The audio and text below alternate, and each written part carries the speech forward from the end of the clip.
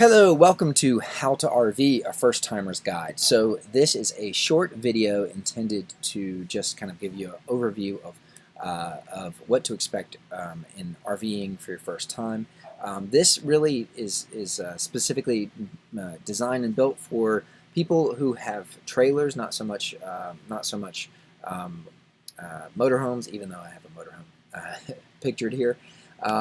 And so what we're going to do is cover a few things. So let's do that. Like the primary considerations for this are, first, tools you don't want to leave home without. Next, we have first time RV travel tips. Then cell service. We're going to talk a little bit about cell service and some considerations. Travel apps that might be helpful to you. Okay, so let's get started. First of all, tools you'll need, things you need to be aware of that you'll need. A lug wrench. This might seem simple, but the lugs on your there's a tool. It's basically like a four-way lug wrench. I have a photo of it, and I'll show you in a minute. You can pick it up from Amazon for like 10 bucks. You should totally get that and put it in your RV because they don't always come with them.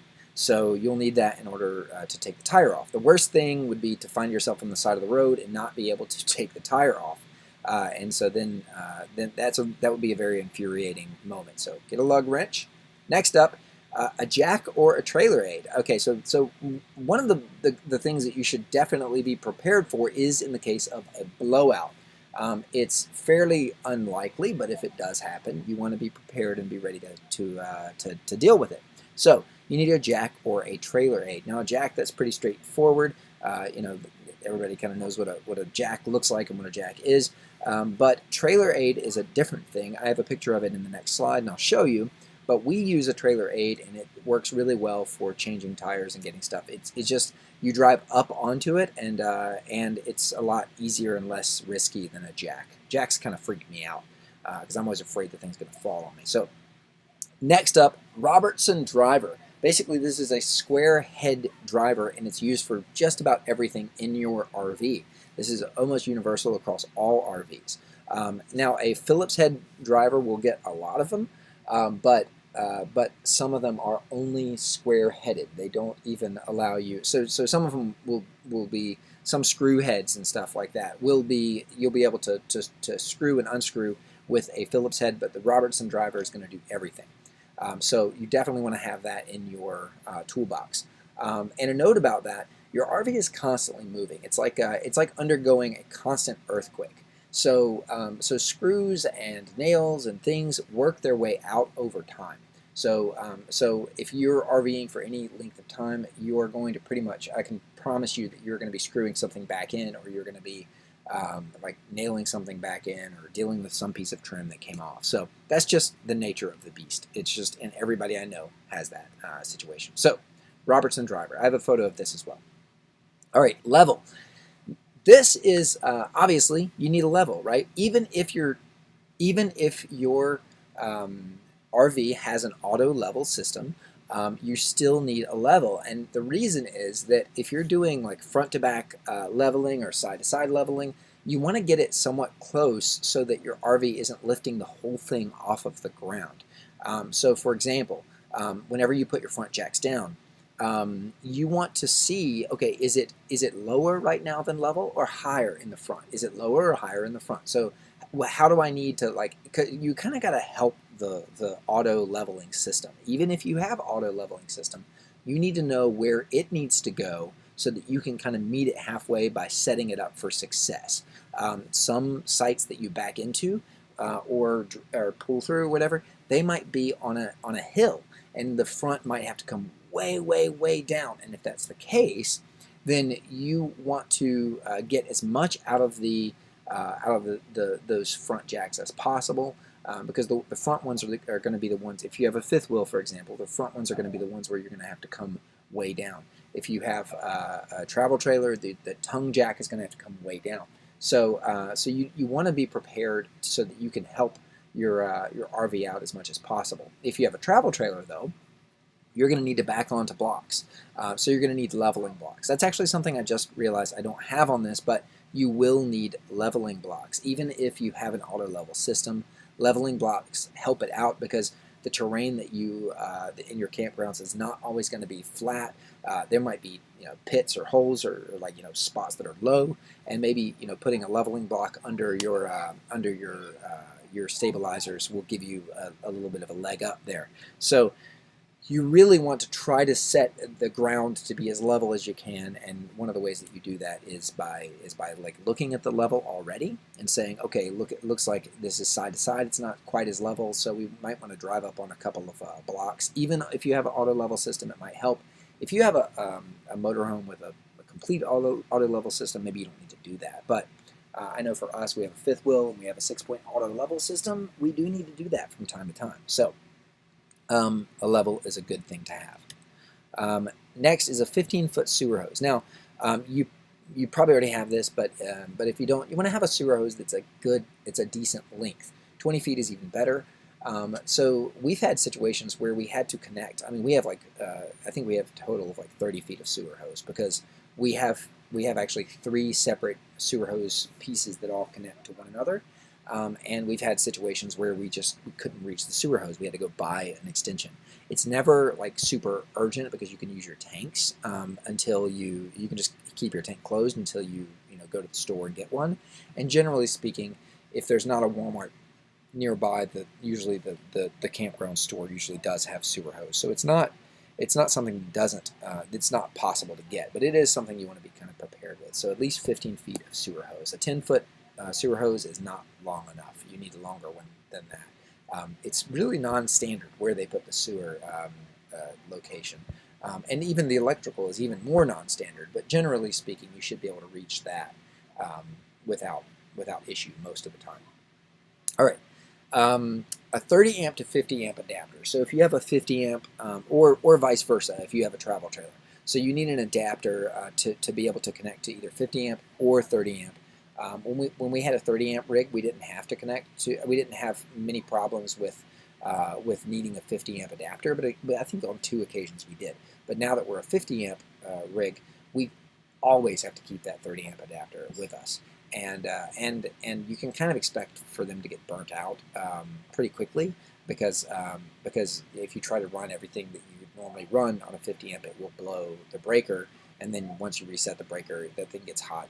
So it's a whole thing, but make sure you have that adapter, because there's nothing worse than getting to your spot and realizing that you can't turn the AC on in the middle of the heat. So all right, next up, here are photos of the things that I was talking about. Top left, we have the Robertson bit, so you can see what that looks like. Bottom left, we have the trailer aid. That is an example of a trailer with a fairly tight leaf spring. That's not actually quite the way they always look. Normally that front wheel is not that high off the ground, but that's the trailer aid. So you back onto it. Mine is yellow, it's not black, but I really like having the trailer aid. It's a peace of mind. It works really well. You just get in your truck and back it onto it. And then on the far right here, we have the lug wrench, and I have one that looks exactly like that. I think that's exactly the one I have. And it works really well. I've used it for taking tires off and stuff, and that worked. But I've also used it for other things where the lug fit, and I've used it as a tool for that as well. So it's a necessary tool. So I would say these 3 things are going to be pretty key. All right. Travel tips. So these are just things that basically some gotchas, some trips as far as RV travel goes. Again. My sort of bent in this video, like the direction that I am thinking, is pulling a trailer. So some of this stuff is specific to that. So plan your gas station stops. This is really key, especially if you are driving a truck, and especially a short bed truck. If you have a smallish tank, we have a short bed Ram 3500, and it has a smallish tank, and so we can get about 250 miles or so to the gallon, and so we have to be thinking about gas station stops, especially whenever we're going to a place we don't know the terrain, or maybe there's not the gas stations aren't as open and stuff like that. Especially on the east. On the west, the gas stations are huge, so you don't have to really worry about it as much. But on the east, you really do have to plan your stops. All right, next, Love's TA Travel Plaza and Pilot are ideal. So if you can stop at those, take the opportunity. Even if you have like half a tank, it might be good to just top up there because they're really easy to get in and out of. If you have a diesel, you can use the truck lanes. So the trucker lanes, you can actually pull into those. And there will be a slot to put your card in, but they don't always work. In fact, most of the time they don't work if you don't have a corporate card. So if you go in there and you try to swipe your card, it'll give you an error. It'll say it wasn't accepted. So you have to go in and then prepay, and then come out and fuel. If you do that, and they say how much do you want to put on it, if you say $100 and then you only fill up with $50, only $50 of that 100 will be deducted from your card. It doesn't take the whole 100 out. So that's something to know there about prepaying diesel. So and we do that often. We'll use the truck lanes just because our rig now is 60 feet long. It's quite large. So that's it. Oh, whoops, I did that wrong. Let me start again. All right, next is always be aware of your height. So whenever you're pulling a trailer, you're tall. Even if it's a travel trailer or a motorhome, you're still tall. You're still 11 and a half feet tall, most likely. So we are 13 feet 1 inches. And that knowing that number is really key, because whenever you're barreling ahead at 60 miles an hour and you see a low clearance sign or a clearance sign, whatever that is, you need to be aware of what your height is. So you don't get caught on one of those videos where you're popping your air conditioners off the top of your rig. And so plan your routes because of that. I'm going to talk about a travel app that will help you do that, but that's a key thing. Next up is, if you miss a turn, stay calm. Don't try to whip it into a parking lot. Wait until you know that you're going to be solid and it's going to be safe, and you're not getting yourself in a situation that's dicey. I know that for us, some of the most precarious situations we've been in is because we either missed a turn, or we were trying to get out of the gas station, or we were trying to turn around, and then we got ourselves in a situation where we were doing one of those Austin Powers 37-point turns. So just keep in mind that you want a decent amount of space to turn around. You don't want to be holding up traffic, or you don't want to get yourself stuck in a situation. You don't want to go up a hill that's too steep, and that you end up in a precarious situation. Okay, so that's that's the thing. So if you miss a turn, remember me saying, stay calm. Don't just find the nearest parking lot. Look and see. Because even I remember earlier this year, I pulled into a church parking lot. I thought, oh, this is great. It's a big parking lot. We'll be fine. And then there was a low clearance power line that I had to work my way around. So that's why they're not thinking about big vehicles whenever they make those things. So just maybe go to the next exit and see what you got. All right, if you're new at backing a trailer, okay, so if you're new at backing a trailer, you're not very used to your rig, try to get pull-throughs if possible. That's a really key thing, because it's easier to pull it in than it is to back it in. For us, we've backed in so many times. I'm actually worse at pulling through than I am at backing in, but get pull-throughs if possible, because even then, if you don't hit it on the first go, you can just pull all the way forward and then come back and do it again. So pull-throughs are easier than back ends. They're a little bit more expensive lots of times, like maybe a couple dollars more a night or something, but it's worth it in the beginning, especially if you're setting up after dark, which is incredibly difficult. So avoid that as much as possible. Okay, this is so incredibly key because it's stressful for everybody involved to set up at night. So that means you need to have a little extra grace with your partner, whoever's helping you set up. You need to be slower. You just need to chill. You'll get it set up, and it's stressful, and especially whenever people are watching you. There's people already set up. Maybe they're out, sitting out their fire, and they're watching you set up. You just need to take it slow, stay calm. So avoid setting up at night though as much as possible. Also, we've found that if you have some lights, some powerful lights that can light the way, that might be key, especially if you're setting up at a state park where they don't have area lights and stuff like that, where you're literally sight unseen. You've never seen the site before. You don't know the terrain. You're trying to back in. You're trying to set up, and you don't know what's back there. That's where it gets really stressful. One thing I don't have as as a bullet point, which I should, is use your cell phone if possible. Most of the time, we will set up with cell service because we'll have cell service where we're going, because we generally don't go places where we don't have cell service now. But so we just use our cell phone, and we'll just call each other, and then we'll make sure our phones are charged when we pull in, and we'll call each other and talk through it. And this is something that really takes practice. But you want to have a vocabulary where you'll say, take the rear of the trailer to the passenger direction or something. I need the rear of the trailer to come this direction. I need the front of the trailer to come driver direction, or something like that.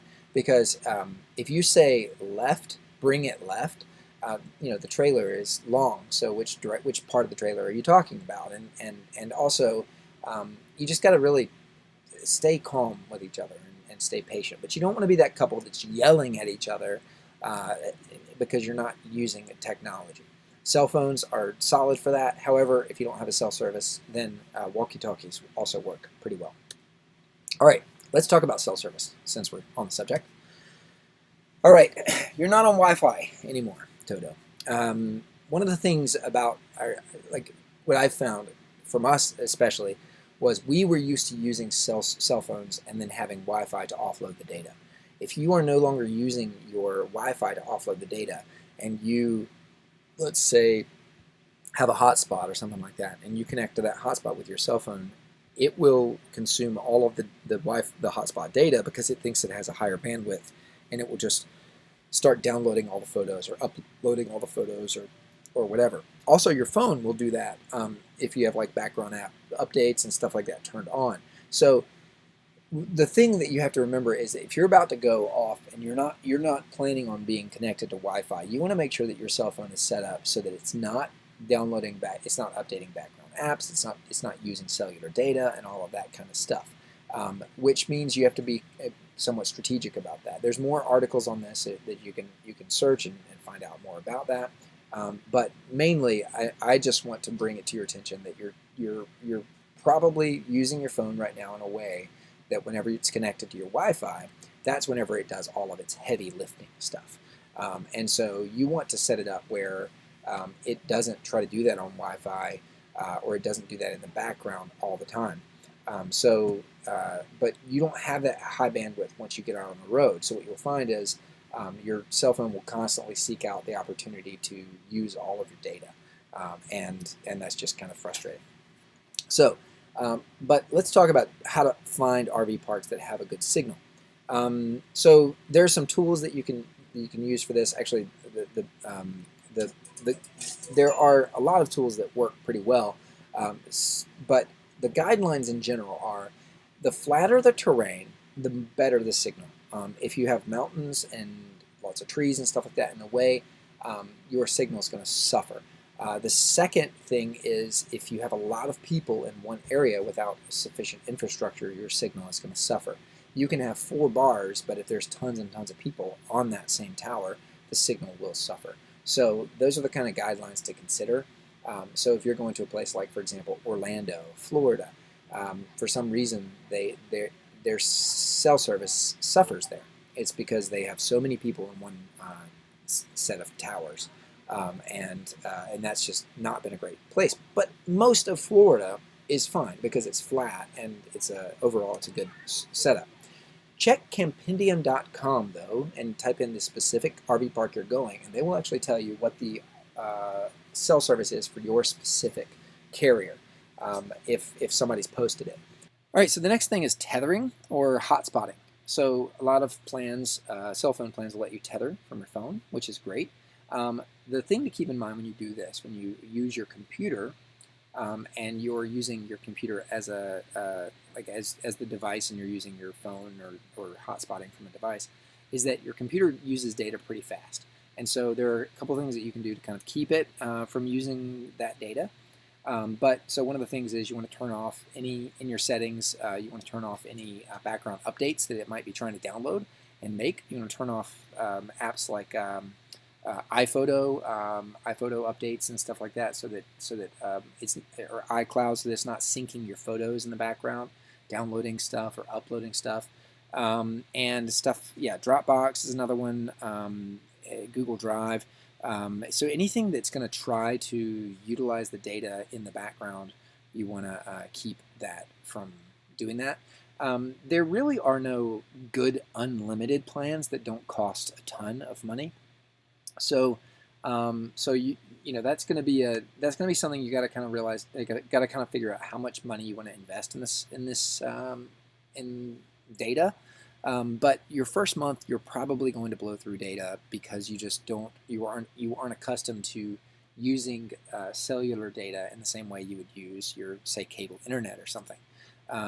You know, I remember, I think we were using something like 250 gigabytes a month in our cable internet situation at home. And then we went to the road, and we had maybe between all of our devices a maximum of maybe 60 gigabytes that we could use.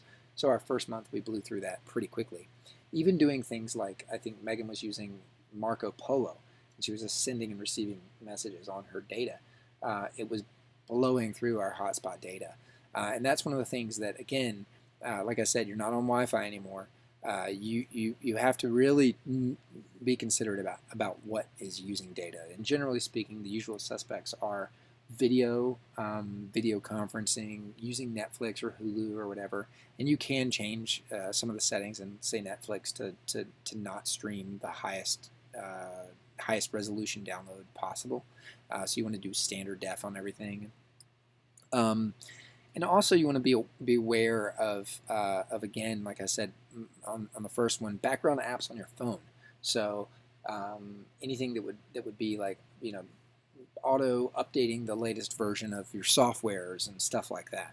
You just want to make sure that those things are turned off, because that will use your data, and it's not what you want to use your data for. So just keep that in mind. Okay. Enough about cellular stuff. Let's talk about travel apps that are useful for travel. All right, so rvtripwizard.com is absolutely a must if you are planning a trip. It is super useful. You can go there and look at it and see why. But one of the things that's nice about it is that you can cast like a radius, like a 200-mile radius, and say, from this point, I want to see what 200 miles is, or I want to see what 300 miles is.